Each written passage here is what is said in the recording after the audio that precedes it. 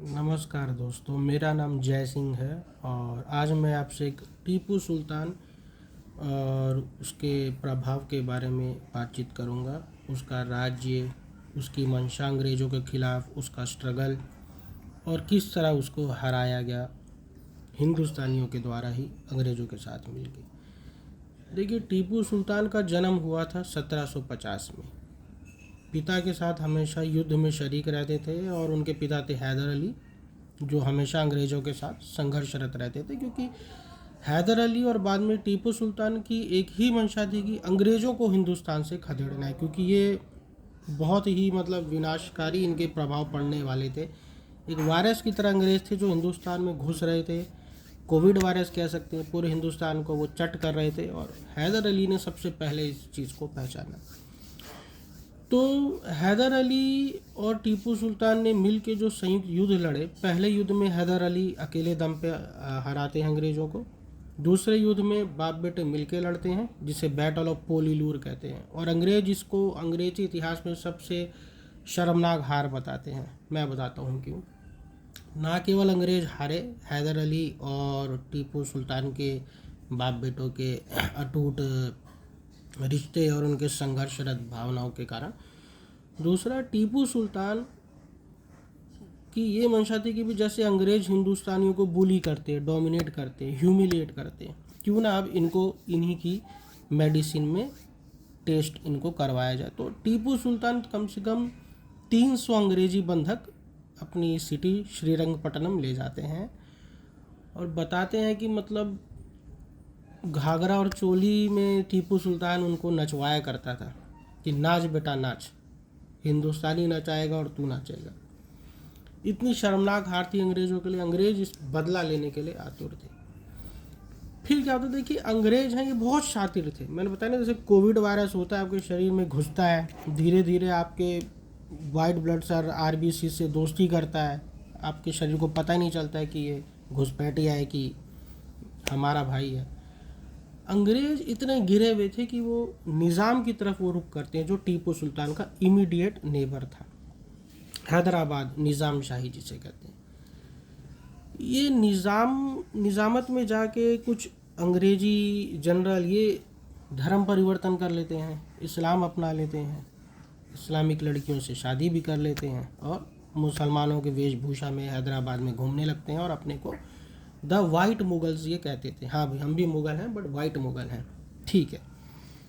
शादी ब्याह करके ऐसे तैसे करके ये निज़ामों को इन्होंने अपने पक्ष में कर लिया और फिर बदला लेने की इन्होंने ठानी।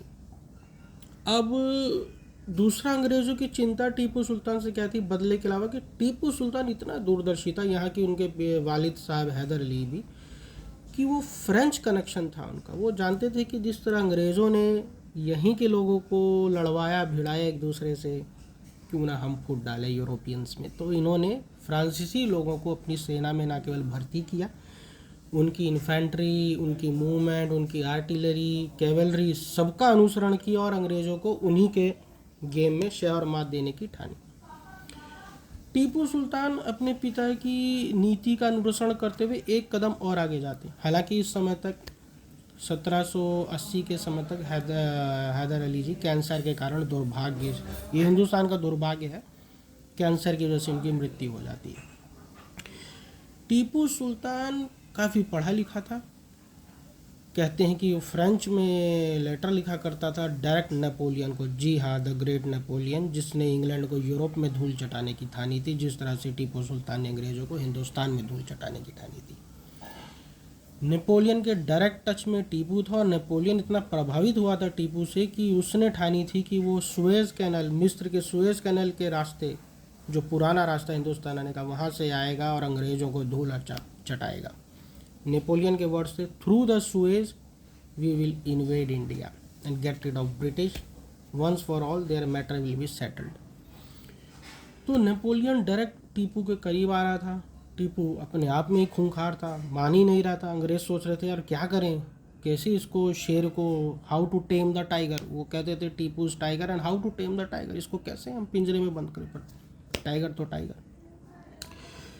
तो इन्होंने जैसे मैंने कहा निज़ामत में हैदराबाद के निज़ामों के घुस के धर्म परिवर्तन करा के खतना तक करा लिया, इन्होंने शादी ब्याह कर लिए, बच्चे तक पैदा कर लिए निज़ामों के हैदराबाद में। धीरे धीरे निज़ामों को अपने पक्ष में किया और कहा भाई टीपू को हटाना पड़ेगा, टीपू ये टीपू वो, टीपू फलाना टीपू ढिमकाना। अच्छा, फिर द ग्रेट मुगल एम्पायर के विघटन के बाद 3 ही शक्तियाँ हिंदुस्तान में बची थी जो अंग्रेज़ों को टक्कर दे सकती थी, मराठे, निज़ाम, टीपू। मराठों को भी साथ लिया अंग्रेज़ों ने टीपू को डर दिखा के, भाई देख तुम हिंदू हो, टीपू मुसलमान है, मारेगा तुम्हें। निज़ाम को कहा नहीं, टीपू बहुत ज़्यादा ताकतवर है, तुम्हें भी हरा देगा, सबको लपेट देगा भाई, तो मराठों और निज़ाम हमारे साथ आओ, टीपू को मार भगाओ। 1798 के आसपास जब नए गवर्नर जनरल इंडिया में आता रिचर्ड वेल्सले, बहुत ही महत्वाकांक्षी थे, विस्तारवादी थे, इन्होंने कहा नहीं भाई टीपू को जाना होगा चाहे हर हाल में। तो एक ग्रैंड अलायंस बनता है मराठा निज़ाम अंग्रेज वर्सेस टीपू सुल्तान। टीपू सुल्तान ये सब देख रहा था और उसने आकलन लगाया कि उसके पास 37,000 की फौज थी। वो उसके विश्वास पात्र और कर्मठ जुझारू योद्धा जो उसके एक इशारे पे लड़ मरे। 37,000 के करीब टीपू सुल्तान के पास लश्कर था, highly trend in again like guerrilla warfare with heavy artillery. Yes, Tipu was a formidable force, उसका अपना तोपखाना था, फ्रांसीसी जनरल थे उसके पास भी। बट टीपू को लगा कि 37,000 फौज और 1 लाख से ऊपर अंग्रेज़ों की फौज, मतलब कोई कंपैरिजन नहीं था दोस्तों। टीपू निज़ाम को लिखते हैं, सुनिए निज़ाम साहब सुनिए, आपको मेरे से 3 कारणों से युद्ध नहीं करना चाहिए। पहली बात, आप पड़ोसी हैं, पड़ोसी पड़ोसी को नहीं मारता। दूसरी बात, आप जानते हैं अंग्रेज क्या है, ये मुसलमानों को ही धीरे धीरे खा रहे हैं। मुग़लों को खा गए दिल्ली में, यहाँ मुग़ल आप बचे हैं मुग़लों के प्रतिनिधि, आपको भी खाएंगे दिन, मराठों को भी खाएंगे, किसी के सगे नहीं हैं। तो तीसरी बात, हम हिंदुस्तानी हैं, मुसलमान है हिंदू है बाद की बात है, हिंदुस्तानी है भाई, क्यों लड़ रहे हो आप मेरे से। निज़ाम नहीं माना, क्योंकि निज़ाम और मुग़लों की पुरानी गलती थी ये, अकस्मात औरंगज़ेब के टाइम से अकबर, जहांगीर, शाहजहाँ तो मुंह नहीं लगाते थे किसी बाहरी मुसलमान को, वो अपने हिंदुस्तानी खून पे गर्व करते थे, हाँ भाई हम हिंदुस्तानी मुसलमान हैं। बट औरंगज़ेब के टाइम से एक प्रथा चली, नहीं कि हिंदुस्तानी दोयम दर्जे के होते हैं, असली मुसलमान तो फारसी हैं, सैयद हैं, उनमें पैगंबर साहब का खून है, और ये हैं वो हैं, अरबी हैं, हम तो कुछ नहीं। ये औरंगज़ेब के टाइम से प्रथा आई, तो ये फारस से जहाज़ भर भर के ये फारसी आने लगे, सैयद नो, हमारा प्योर ब्लड है, हम ये हैं वो हैं, हिंदुस्तान के मुसलमान हमारा हाथ चूमे तो अल्लाह मियाँ को डायरेक्ट मिलेंगे जाके, जो भी है, मतलब उनका था, मतलब माइंड कंट्रोल, हिंदुस्तानी मुसलमानों को दबाना। टीपू सुल्तान एक आखिरी हिंदुस्तानी मुसलमान था जो कहता था नहीं, हिंदुस्तान में अगर कोई मुसलमान रहेगा तो हिंदुस्तानी मुसलमान रहेगा, मैं ईद भी मनाऊंगा, मैं दिवाली भी मनाऊंगा, मैं मुहर्रम भी मनाऊंगा, मैं सब मनाऊंगा, ये हिंदुस्तान है। बट निज़ाम का जो प्राइम मिनिस्टर था अरस्तु जहाँ, भारत से आया था, सैयद था, हाई ब्लड हाई नोबिलिटी जो भी है, वो अपने साथ प्रोपेगेंडा लाते थे, कहते थे नहीं भाई निज़ाम साहब टीपू को जाना होगा, टीपू को जाना होगा। अब 1799 में टीपू के खिलाफ खूनी संघर्ष चलता है। मराठों ने तय अनुसार जो उत्तर कर्नाटका के एरिए थे जो मराठों से डायरेक्ट लगते थे, मराठों ने वहाँ रेड मारी अंग्रेज और निज़ाम के साथ मिलके, बट मराठे अपना वही एरिया लेके बेलगाम और ये सब वहीं जम गए। मराठों के मन में ऐसा कुछ था कि नहीं, कभी टीपू से लड़ेंगे तो लड़ेंगे, बट इतना भी नहीं लड़ेंगे कि उसको घेर के मार दें अंतिम तक, ये जो भी है अंग्रेज़ों के लिए तो हम नहीं करेंगे ऐसा। तो मराठे अपना इलाके हड़प के वहीं, उसके बाद वो अलायंस छोड़ के भाग जाते, कहते हैं भाई जाओ अपना निपटाओ, हम टीपू को घर में घुस के नहीं मारने वाले उसे। निज़ाम अड़ा रहता है, निज़ाम के पास 10,000 मरकट सैनिक थे उसके, अगेन फ्रेंच ट्रेंड। निज़ाम के पास एक फ्रेंच जनरल था, उसका नाम था रेमंड, ठीक है। 10,000 खतरनाक निज़ाम के लड़ाके और 2,000 सिर्फ और सिर्फ फ्रांसीसी जो जनरल रेमंड के थे। 12,000 की सेना निज़ाम अकेले दे देता है। अंग्रेज़ भी 10-12 हज़ार ही थे, बट उनकी एक बंगाल में, क्योंकि बंगाल प्लासी और बक्सर की लड़ाई के बाद इतना लूटा बंगाल को, वहाँ के लोगों को गरीब करा, भूखा मारा, अकाल उन्होंने पन पाए, लोग भूखा तो मरेंगे नहीं, उनकी आर्मी ज्वाइन करते रहे। और बंगाल में एक बहुत बड़ी आर्मी ईस्ट इंडिया कंपनी की थी, उसको लेके आए। सबसे बड़ी बात, पड़ोसी निज़ाम के 12,000 सैनिक, लाख के करीब लश्कर हुआ, अंग्रेज चल पड़े। टीपू समझ गया उसका, अब वो धावे मारने वाली तो रणनीति नहीं रही, चलो अब रक्षात्मक नीति अपनाए और जितने दिन जिंदा रहेगा, आज़ाद जिंदा रहेगा, समर्पण नहीं करेगा। टीपू ने श्रीरंगपट्टनम में अपने किले के अंदर अपने को बंद कर लिया। अब फरवरी से ये धावे चालू हुए, फरवरी, मार्च, अप्रैल आते आते अंग्रेज फाइनली श्रीरंगपट्टनम किले के दरवाजे पे दस्तक पे आ ठहरते। पर टीपू ने भी ट्रेंचेस, खंदके और वो मोट जो भी होती है खाइयाँ खोद के अपनी भी डिफेंसिव पोजीशंस ले ली थी। अंग्रेज़ों को मूव करने में दिक्कत आ रही थी।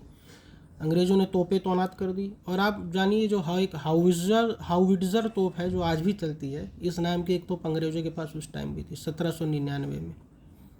इसका भी यही काम था, दीवार के पीछे हुए दुश्मन पे फायर वर्षा करके उसको तंग करो। एक तरफ पाउंडर गन्स लाए, पाउंडर मतलब जो किला तोड़ती है, दूसरी तरफ हाउविट्ज़र जो आग बरसाती है किले के अंदर। दूसरी तरफ टीपू के सैनिकों को तंग करना चालू करा। 1 महीना बीत जाता है, अंग्रेज आगे नहीं बढ़ पाते, वहीं पड़े हैं, ठीक है। और होता क्या था, जैसे ही अंग्रेज ट्रेंचेस में जो खंदक बनाई जाती हैं उसमें कूदते थे पार करने के लिए, टीपू की एक टाइगर पलटन थी जिनकी पैंट और शर्टों पे टाइगर की धारियाँ रहती थी, वो उसमें कूदते थे, अंग्रेज़ों को पकड़ के ले जाते थे, रात भर तड़पा तड़पा के टॉर्चर करके मारते थे अंग्रेज़ों को। अब जैसे मैंने बताया कि टीपू ने 1780 की लड़ाई में कुछ अंग्रेज़ों को बंदी बना के, उनको 300 अंग्रेज़ों को उनको नाच पार्टी में डाल के उनसे डांस करवाता था, नाच करवाता था घाघरा चोली में। तो कुछ लोगों को उसको छोड़ना पड़ा था थर्ड एंग्लो मैसूर वॉर में, सिंधी के अंतर्गत। उनको एक पोल पता थी, श्रीरंगपट्टनम का जो इतना महान किला था, उसमें देखो किले पहाड़ियों पे बनते हैं, पहाड़ियों की अपनी संरचना होती है, कहीं कहीं पोल होती है, वो दीवार कमज़ोर थी। तब भी टीपू के गार्ड मुस्तैदी से लगे थे। बट जैसे मैंने बताया कि हाउविट्ज़र तोप जो थी जिससे आग बरसाती थी दीवार के पीछे, वो काफ़ी गनर्स उन्होंने ख़राब कर दिया टीपू का। और फिर उस पोल पे दे दनादन फायरिंग हुई, जिस पोल के बारे में उन अंग्रेजी कैदियों को पता था जिनको टीपू ने बंदी बनाया था 10 साल तक। वो अंग्रेज़ जब छुड़वाए गए दूसरे अंग्रेज़ों द्वारा, तो वो अंग्रेज़ कुर्सी पे बैठना तक भूल गए थे, यहाँ नीचे बैठ के बात करते थे। उनको अंग्रेज़ दोबारा बनाने में अंग्रेज़ों को काफ़ी टाइम लगा। ये था टीपू। उस दीवार पे खूब पाउंडिंग होती है, आर्टिलरी वर्षा होती है और एक ब्रीच क्रिएट हो जाती है। ब्रीच मतलब दीवार थोड़ी सी टूटती है, पूरी नहीं टूटी, हाँ इतनी ब्रीच हो गई कि सेना धीरे धीरे घुस सकती। रात हो गई थी इस समय, तो जनरल बायर्ड जो था उसने सीज फायर कराया। अब सुबह टीपू को पता है अगली सुबह खतरनाक होने वाली। दोस्तों मैं आपको बताऊँ, टीपू बहुत बड़ा ज्योतिष का ज्ञानी था। हमेशा वो हिंदू पंडितों की एक फौज रखता था अपने पास, उनसे खगोल ज्ञान के बारे में बहुत ज्ञान वो रखता था। अब टीपू उस दिन 4 मई की सुबह थी, भीषण तपती मतलब गर्मी की।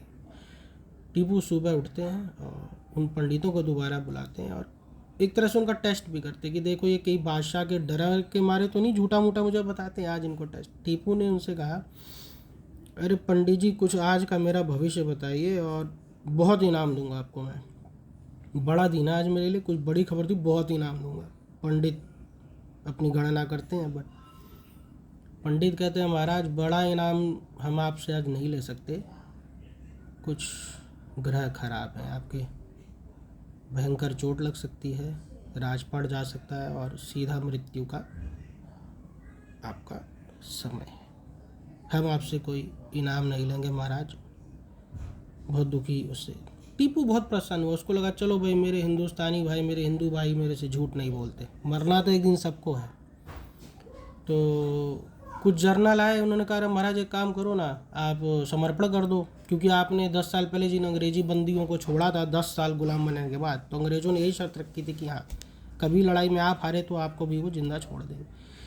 टीपू ने कहा, अरे पगलों, जो हाल मैंने किया था अंग्रेज़ों का बंदी गृहों में, उनको नचाता था मैं घाघरा चोली पहना के, वो मेरा हाल क्या करेंगे, जिंदा तो छोड़ देंगे। बट तो टीपू वो टीपू है कि भेड़ बकरियों की तरह 20 साल जीने से अच्छा एक ही दिन आज जीऊँगा, शेर की तरह जीऊँगा। It is better to live one day like a tiger rather than spending decades in captivity. ये अंग्रेज़ों के वर्ड जो मैंने आपको बताया, टीपू से प्रभावित थे वो। तो उस ब्रीच वाली जगह पे सुबह की जैसी ही पहली किरण होती है, जनरल बायड ट्रेंचेस से निकलते हैं और धावा बोलते हैं। टीपू खुद तलवार उठाता है, उसी पोल पे जाके खड़ा हो जाता है कि हाँ भाई अंग्रेज यहाँ से आएंगे, दो दो हाथ। टीपू के जो मरकट सैनिक थे, जो अपने को घिरा पाए मराठों, निज़ाम और अंग्रेज़ों से, जो छोड़ के नहीं गए, उन्होंने कहा महाराज एक काम कीजिए, इस पोल पे हम खड़े होते हैं, आप तो निकल लीजिए। टीपू कहता निकलोगे तो तुम, मैं तुम्हारी रक्षा करूँगा। आज क़यामत का दिन है और आज एक मुसलमान की मौत लड़ेगा, एक हिंदुस्तानी की मौत मरेगा, एक शेर की मौत मरेगा, तुम जाओ अपनी जान बचाओ। तो अंग्रेज जनरल कहता है कि जिस तरह से टीपू सुल्तान उस द्वार पे खड़ा था, लग रहा जैसे साक्षात यमराज खड़ा है। टीपू गरज गरज के बरस रहा था, उसको ऐसा घेर लिया अंग्रेजी सैनिकों ने जो टिड्डी दल की तरह घुसे जा रहे थे। जैसे कि जंगल में आपने देखा होगा, मैंने एक वीडियो देखी थी बांधवगढ़ के, एक बाघ था, उसको कम से कम 70-80 कुत्तों ने घेर लिया था, बट बाघ लड़ रहा था, बाघ होता है।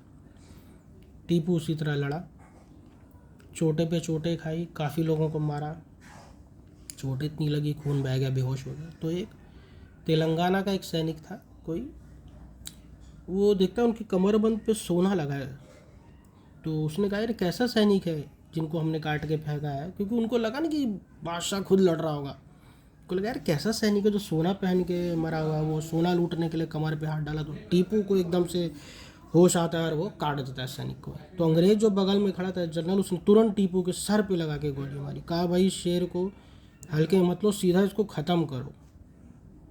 टीपू का अंत हो जाता है जी। इसको कहते हैं सीज ऑफ श्रीरंगपट्टनम। उसके बाद क्या होता है, जो श्रीरंगपट्टनम की भोली भाली जनता थी, उन पे ये निज़ाम और अंग्रेज़ों के सैनिक भूखे भेड़ियों की तरह टूटते हैं। प्राइज्ड एजेंट्स नियुक्त किए गए, जाओ लूट का माल मिलेगा, बांटो आपस में।